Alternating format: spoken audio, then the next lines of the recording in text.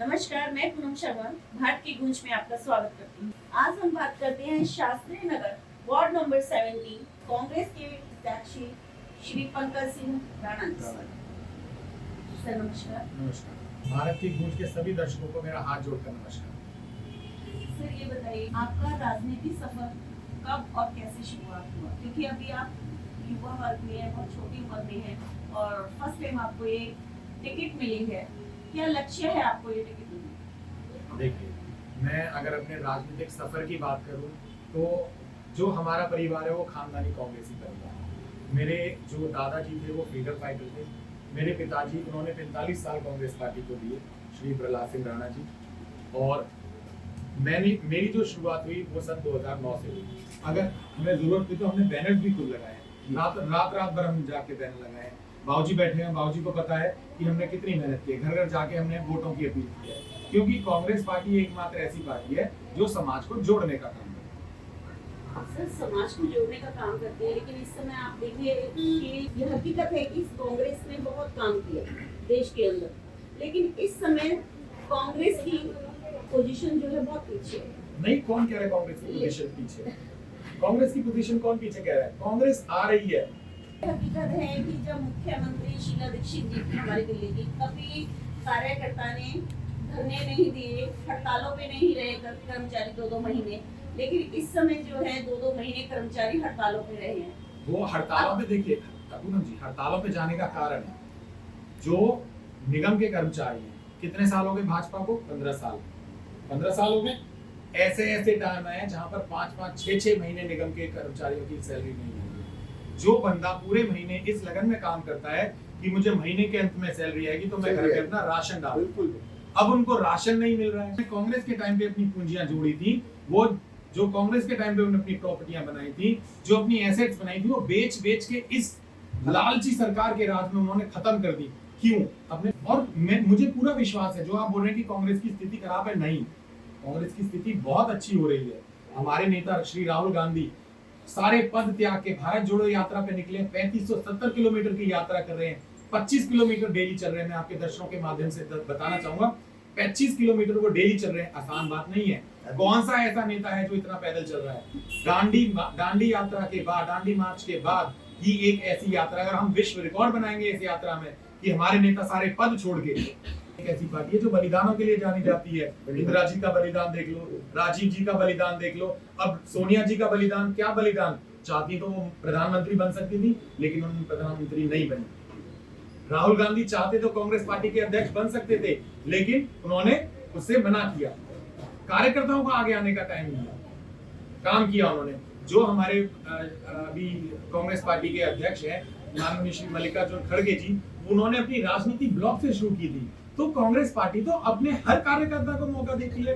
दूसरी पार्टियों की तरह नहीं है कि जो ऊपर से आ गए। कौन से पार्टी के कैंडिडेट, मतलब जो राष्ट्रीय प्रेसिडेंट हैं, राष्ट्रीय अध्यक्ष हैं, वो इस तरीके से वोट के थ्रू बने। हम सबको अधिकार था कि हम वोट देंगे। कांग्रेस पार्टी ने वोट देके अपने अध्यक्ष को चुना है, और दूसरी पार्टियों की तरह नहीं कि रातों रात मोदी जी के घर पे वहां पर बुक्का लेके गए और बोला कि जी मुझे अध्यक्ष बना दो। चढ़ावा चढ़ाया, अंबानी अडानी ने बोल दिया कि यहाँ इतने करोड़ रुपए आ गए और इनको अध्यक्ष बना दो। हमारी पार्टी ऐसे काम नहीं करती है। सर देखिए, ऐसे तो एक दूसरी पार्टी जो एक दूसरे पे आरोप लगाती ही आई है, ये हमेशा रहा है। आपके वरिष्ठ नेताओं ने या अभी जितने भी हमारे प्रत्यक्ष उतरे हैं, कुछ ऐसा मंथन किया कि हमारी कांग्रेस के साथ में 15 साल हमारे मुख्यमंत्री रही शीला दीक्षित जी। क्या कारण रहा कि जो हमारी कांग्रेस को इतना पीछे पछाड़ दिया गया? देखिए, आपने कहावत सुनी होगी, झूठ के पैर नहीं होते। और जो केजरीवाल जी ने झूठ फैलाया है, तो वो झूठ चल के जा रहा है और हमारी कांग्रेस आ रही है। मेरी चमकती दिल्ली का नारा, शीला दीक्षित वाली दिल्ली का नारा, हमारी दिल्ली चमकेगी। मेरा बस यही कहना है। सर बीच में तो ये भी सुनने में आया था कि केजरीवाल जी शायद जो है कुछ गठबंधन कर सकते हैं कांग्रेस के साथ, क्या ये बात सत्य है? देखिए, अभी मुझे इसके बारे में जानकारी नहीं है। हमारे आला कमान है, हाईकमान है, वो डिसाइड करेंगे। मुझे इस बारे में कोई जानकारी नहीं। सर अगर आप यहाँ पे निगम पार्षद चुने जाते हैं, आप शास्त्री नगर को कितना आश्वासन देते हैं कि किन उम्मीदों पे आप खरे उतरेंगे, क्या क्या कार्य आप कराएंगे, क्या क्या काम अधूरे हैं यहाँ पे? देखिए, शास्त्री नगर को मैं यही आश्वासन दे रहा हूँ, मैं कोई बाहर का नहीं हूँ।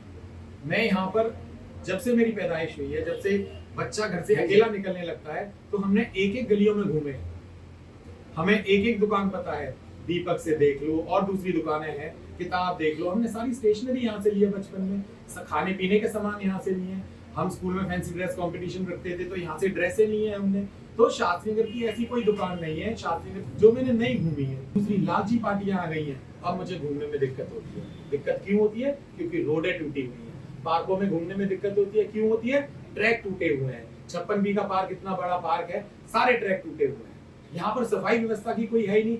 आप अगर इधर से आए होंगे वैष्णो माता मंदिर से, वहां पर कूड़े का खत्ता है, कूड़ा बाहर फैला हुआ है, गंदगी इतनी हो रखी है, यहाँ पर किसी ने ध्यान ही नहीं दिया है। देखिए, ये हमारा प्रोग्राम रिकॉर्ड हो रहा है, आपके सारे दर्शकों के पास जाएगा, तो मैं इस पे अभी ऑन रिकॉर्ड बोल रहा हूँ कि मैं आपके चैनल के माध्यम से ये वादा कर रहा हूँ कि जो हमारे शास्त्री नगर, जो मेरा परिवार है शास्त्री नगर वार्ड 70, उसकी सीमा जहाँ से प्रारंभ होगी, मेन रोड की बात कर रहा हूँ, अंदर की भी बात कर रहा हूँ, पूरे वार्ड की, जो भी इस वार्ड में आएगा, आस पड़ोसी के रिश्तेदार बोलेंगे, आप अगर शास्त्री नगर में रहते हैं तो आपके रिश्तेदार भी बोलेंगे कि हाँ भाई काम हुआ है, हम इतना चमकाएंगे शास्त्री नगर वार्ड के एक एक एरिया को, पार्कें चमकाएंगे, सफाई व्यवस्था को दुरुस्त करेंगे, पार्कों को चमका के रोड दुरुस्त करेंगे। तो हम यही कह रहे हैं कि हम दिल्ली चमका रहे हैं, हमारे जो प्रदेश अध्यक्ष हैं चौधरी अनिल कुमार जी शीला दीक्षित वाली दिल्ली बना रहे हैं, और शास्त्री नगर वार्ड की जिम्मेदारी मुझे मिलेगी तो मैं शास्त्री नगर को भी चमकाऊंगा।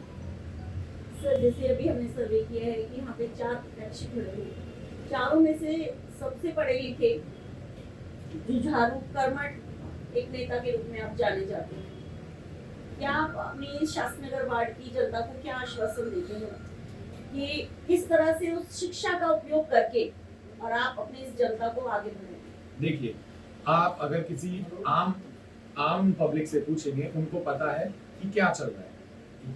कुछ पार्षद ऐसे हैं, मैं यहीं की बात करूंगा, उनको ये नहीं पता कि कौन सी लाइन पीडब्ल्यूडी की है, कौन सी लाइन उनके अंडर आ रही है, कौन सी रोड उनकी है, कौन सी कहां पर क्या है। तो पढ़ाई लिखाई का मैं ये नहीं कहता कि मैं बहुत पढ़ा लिखा हूँ, पर हाँ मैं इतना पढ़ा लिखा हूँ कि मुझे चीजों का पता ही, कौन सी चीज कहाँ पर है, कौन सा मैप कहाँ पर है, कौन सी लाइन कहाँ पर है।